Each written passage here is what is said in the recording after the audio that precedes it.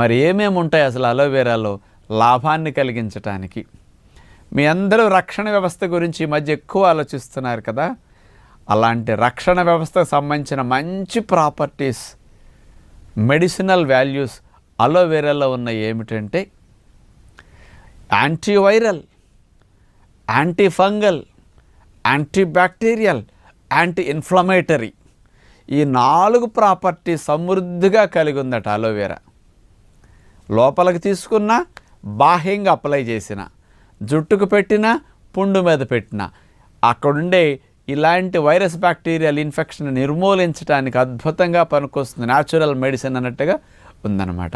మరి ఇందులో అలాంటి లాభాన్ని కలిగించడానికి ఏ కెమికల్స్ ఉన్నాయని ఆలోచిస్తే salicylic acid, phenols, lupeol, nitrogen, urea, మరి దీంతో